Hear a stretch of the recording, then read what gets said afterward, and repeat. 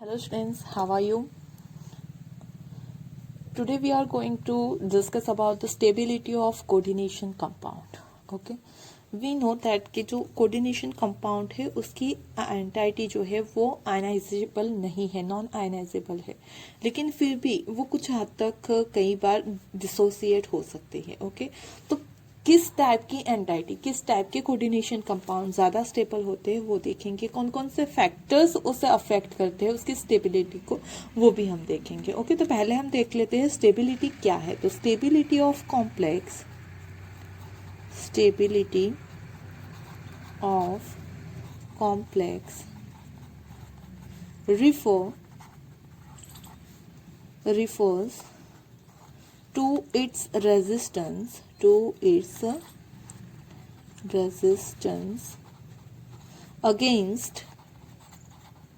against dissociation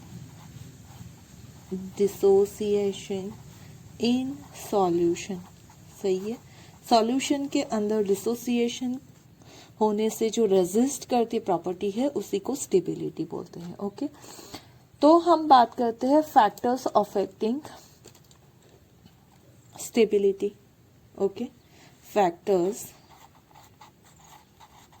affecting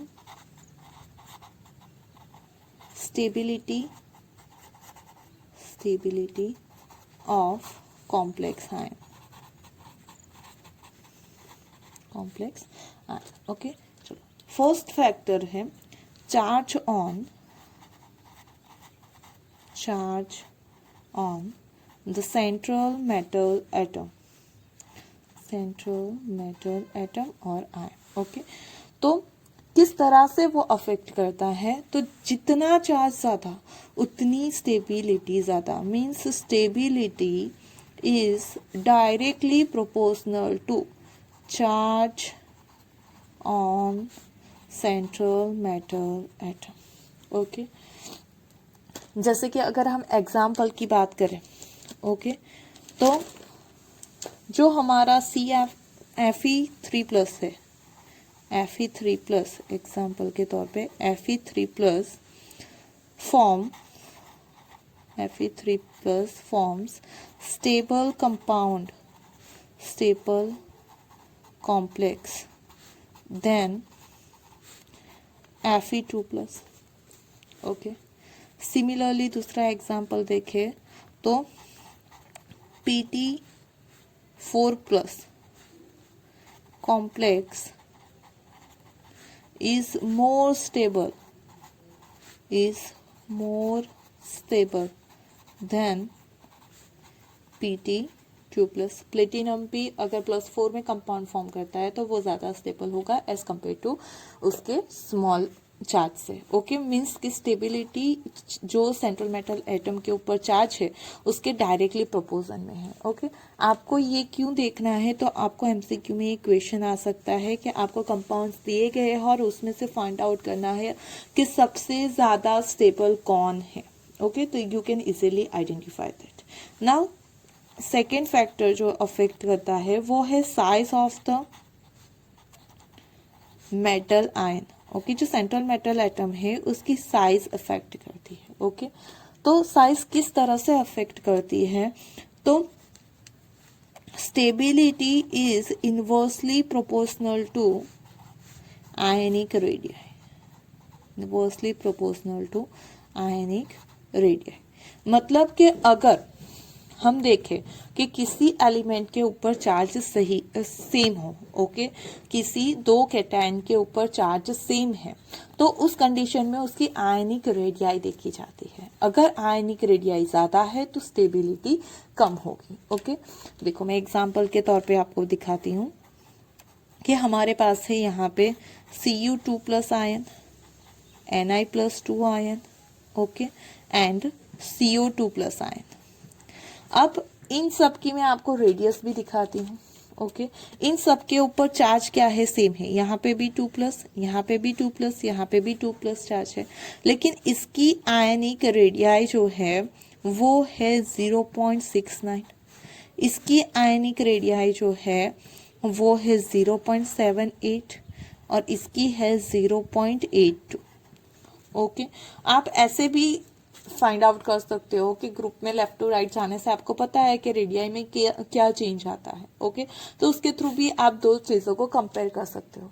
मतलब कि जब चार्ज सेम हो लेकिन यहाँ पे जो रेडियाई है वो डिफरेंट हो, तो जो ज्यादा रेडियाई होगी, जिसकी ज्यादा रेडियाई होगी वो लेस स्टेबल होगा। सबसे ज्यादा क्या कौन स्टेबल होगा, तो हमारी अगर आयनिक रेडियाई कम है तो वो ज्यादा स्टेबल है, अगर आयनिक रेडियाई ज्यादा है तो वो कम स्टेबल है, because they both are in the inversely proportion to each other. Okay ना, थर्ड फैक्टर जो अफेक्ट करता है वो है basic nature of ligand. Basic nature of ligand. Okay basic nature किस तरह से अफेक्ट करता है, तो अगर बेसिक नेचर ज्यादा है तो वी कैन से दैट उस कंपाउंड की स्टेबिलिटी भी ज्यादा है। वो दोनों एक दूसरे के डायरेक्टली प्रोपोर्शन में है, means stability is directly proportional to basic nature of ligand. Basic nature of ligand, indirectly we can say that कि जो भी स्ट्रॉन्ग लिगेंड होगा ओके उसके कंपाउंड जो है वो क्या होंगे, तो ज्यादा स्टेबल होंगे। सपोज कि हमारे पास यहाँ पे कोई एक कंपाउंड है। ओके हमारे पास यहाँ पे कोई एग्जांपल के तौर पे ले लेते हैं, एक कंपाउंड है, एक है हमारा FeCN6 4- और दूसरा है हमारा FeCl6 4-। ओके मतलब दोनों में कैटायन सेम, कैटायन का चार्ज सेम, दोनों की रेडियाई सेम, लेकिन यहाँ पे एक Cn है, यहाँ पे Cl है। ये स्ट्रॉन्ग वाला लिगेंड है। अगर वो स्ट्रॉन्ग लिगेंड है ओके तो उसके थ्रू जो स्टेबिलिटी मिलेगी उसे वो भी ज्यादा होगी, क्योंकि स्ट्रॉन्ग लिगेंड का बेसिक नेचर ज्यादा होता है। मीन्स कि अगर बेसिक नेचर ज्यादा है ओके देन वो ज्यादा स्टेबल होगा। तो Cn वाले कंपाउंड मोर स्टेबल होंगे as compare to chlorine compound. Okay आई बात समझ में। तो इस तरह से स्टेबिलिटी लिगेंड के नेचर के ऊपर डिपेंड करती है।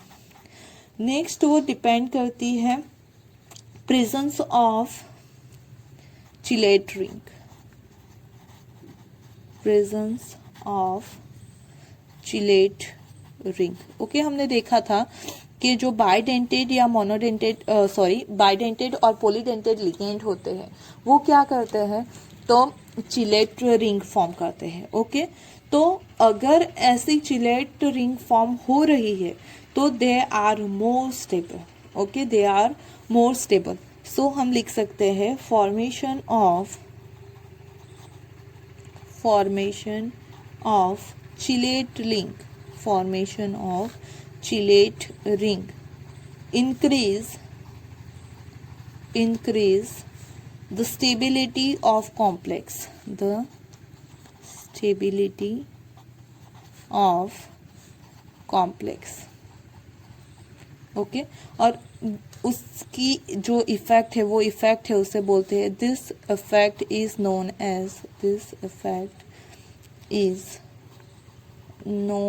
as chelating effect। ओके और चिलेटिंग कंपाउंड किससे फॉर्म होते हैं, तो बाइडेंटेड और polydentate ligands. Okay now last factor जो स्टेबिलिटी पे इफेक्ट करता है वो है electronegativity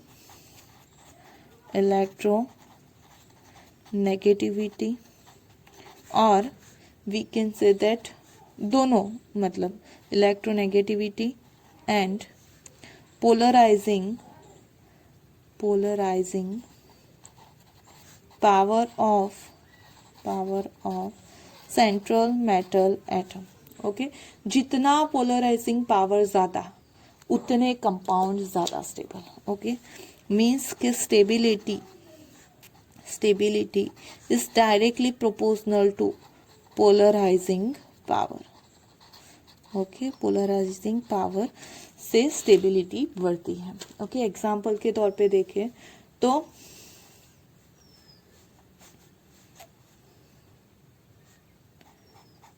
Na plus and Ca plus 2 are less stable than Cu plus and Cd2 plus.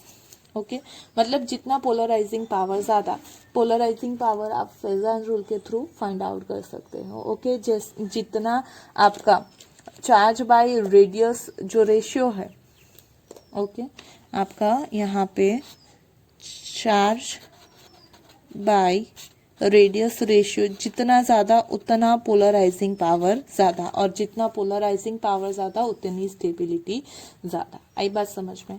तो ये हो गए 5 फैक्टर्स के जो, और इलेक्ट्रोनेगेटिविटी जितनी ज़्यादा होगी उतना ही वो ज़्यादा स्टेबल कॉम्प्लेक्स फॉर्म करेगा। मतलब कि वी कैन से दैट यहाँ पे कि ये 5 फैक्टर्स, जो सेंट्रल मेटल एटम का जो चार्ज है वो डायरेक्टली प्रोपोर्शन में है, उसकी जो रेडियाई है वो इन्वर्सली प्रोपोर्शन में है, बेसिक नेचर ऑफ लिगेंड भी डायरेक्टली प्रोपोर्शन में है, और जो चिलेट रिंग प्रेजेंट है, मतलब बाइडेंटेड लिगेंड अगर प्रेजेंट है तो वो कॉम्प्लेक्स ज़्यादा स्टेबल होते हैं।